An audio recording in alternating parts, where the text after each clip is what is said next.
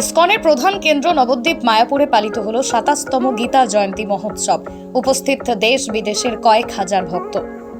কেউ বা মোবাইল ফোনে পড়ছেন, কেউ বা বইয়ের দিকে নজর।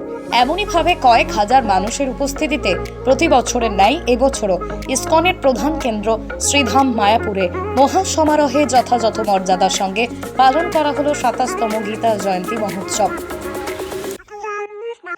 সব শ্লোকগুলো পাঠ করা হবে একসাথে, প্রত্যেকবারই হয়।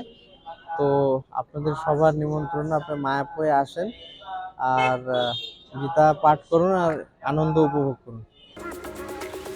১৭ ডিসেম্বর ২০২৩ রবিবার থেকে ২৩ ডিসেম্বর ২০২৩ শনিবার ৭ দিনব্যাপী এই অনুষ্ঠানে উপস্থিত দেশ বিদেশের কয়েক হাজার ভক্ত।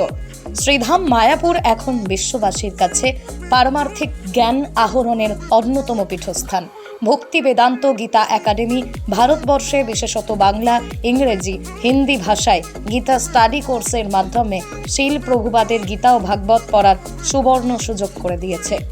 শনিবার সকাল থেকে কয়েক হাজার ভক্ত সমাগমে বিভিন্ন ধর্মীয় আচার অনুষ্ঠানের মাধ্যমে শুরু হয় এই মাঙ্গলিক অনুষ্ঠান। গীতার জ্ঞান লোকে বিশ্ববাসীর হৃদয়কে উদ্ভাসিত, গীতা অধ্যয়নরত ছাত্রছাত্রীদের মনোবলকে বৃদ্ধি করতেই এই মহান উৎসবের আয়োজন।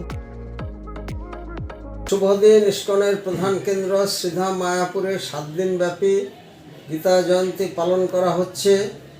আজ এই দিনে কুরুক্ষেত্রের রণাঙ্গনে অমিত শক্তিশালী ধনুর্ধর অর্জুনকে ভগবান শ্রীকৃষ্ণ ৫,১৫৬ বৎসর পূর্বে যে জ্ঞানগর্ভ উপদেশ দান করেছিলেন হতাশাগ্রস্ত অর্জুনকে, সেই জ্ঞানগর্ভ কথোপকথনই গীতা এবং গীতার আলোকে বিশ্ববাসীর হৃদয়কে উদ্ভাসিত এবং হতাশাগ্রস্ত বর্তমান যে সমাজ এবং ছাত্র সমাজ ভক্তি বেদান্ত গীতা একাডেমির পাঠরত ছাত্রদের মনোবল বৃদ্ধির জন্য এই অনুষ্ঠানের সূচনা এবং ভগবান শ্রীকৃষ্ণের সর্বশ্রেষ্ঠ দান মানব কল্যাণের জন্য এই গীতা।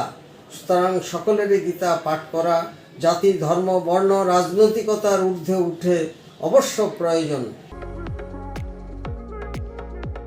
পরমেশ্বর ভগবান শ্রীকৃষ্ণ হতাশাগ্রস্ত অর্জুনের মধ্যে জ্ঞান গর্ভ কথোপকথনী গীতা, সেই ঐতিহ্য স্মরণ করে প্রতি বৎসর এই উৎসব পালন করা হয়। কুরুক্ষেত্রের যুদ্ধে অর্জুন যখন কৌরব পক্ষকে তার আত্মীয়দের বিরুদ্ধে ধর্মযুদ্ধে অসমর্থ, তখন কৃষ্ণ জীবনের সত্য, কর্ম, জ্ঞান, ধ্যান, ভক্তির দর্শন তার কাছে ব্যাখ্যা করেছিলেন। জাতি, ধর্ম, বর্ণ, রাজনৈতিকতার ঊর্ধ্বে মানব জাতির কল্যাণে গীতা পাঠ সকলের অবশ্যই পাঠ্য। সব মিলিয়ে ২৪ ডিসেম্বর ব্রিগেডের মাঠে লক্ষ্যকণ্ঠে গীতা পাঠ অনুষ্ঠানের পূর্বেই ইসকনের আয়োজনে গীতা জয়ন্তী মহোৎসব অনুষ্ঠান যথেষ্ট তাৎপর্য বহন করল বলেও মত ওয়াকিবহাল মহলের। নদিয়া থেকে গোপাল বিশ্বাসের রিপোর্ট, এক্সপ্রেস কলকাতা।